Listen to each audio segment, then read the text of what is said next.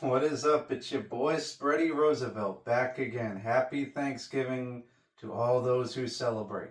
In honor of Thanksgiving, today's video, we're going to talk about the perfect Thanksgiving, the perfect food, the perfect situations, what makes Thanksgiving so great. Let's get into it. First, being single and having no kids. Now, if you're in your mid 30s or 40s, this might sound like you're a failure, but because you're in your mid 30s and your 40s, your family and friends take pity on you because they think you're lonely, unhappy, which might be true. But if you have family and friends that live close to you, what's the benefit on that? They feel bad for you. You get invited to multiple Thanksgiving dinners.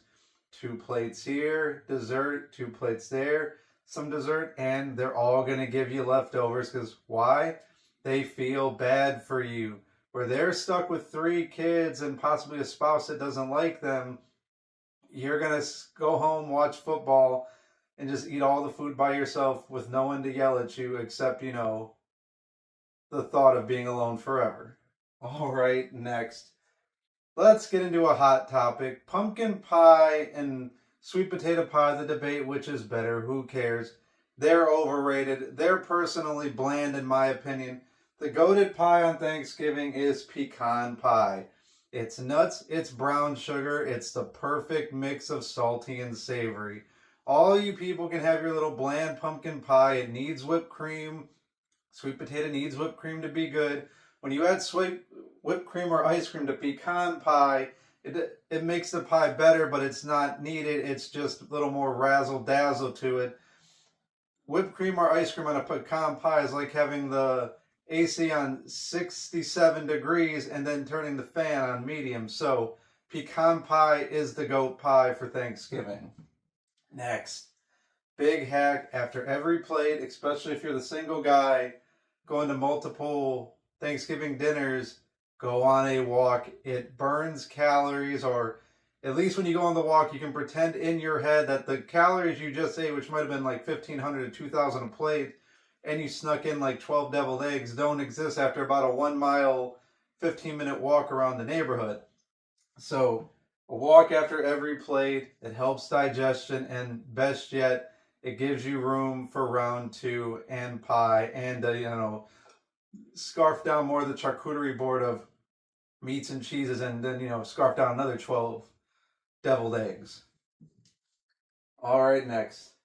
A sneaky thing about Thanksgiving, if you don't want to talk to somebody and you really don't want them at your house and just talk politics, if you didn't want them there in the first place, find out who they voted for and just lie and say you voted for the person, because the benefit is you never have to talk to them again. And if you're in a Thanksgiving situation where you really don't want to be there, just bring up who you voted for and see if they voted for the opposite. What can go wrong? Maybe everything.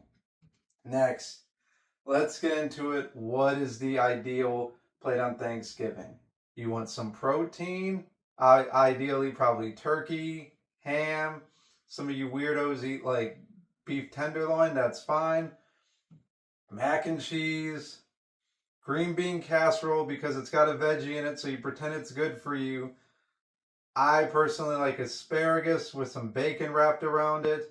And of course, mashed potatoes. You go baked potato, get a little fancy, but some sort of potato on that plate. And stuffing. The ideal Thanksgiving plate in this scenario is not so much, actually kind of what the food is, but how much can you fit onto this small little paper plate that you've been given at your friends or your home party because you think you're saving time by not doing dishes, but you still got a whole bunch of dishes from cooking. But the ideal plate is how much food has like 6 items that you can fit on one plate, and the perfect portion of gravy. Just take about 2, 3 ladles and make sure every drop of food is covered in gravy, because it will mask any bland taste that's potentially in that food. And the ideal plate, at least 2 slices of pie, ideally pecan, but most places you go to are going to have multiple. So obviously, if you have like pecans, sweet potato, apple, pumpkin,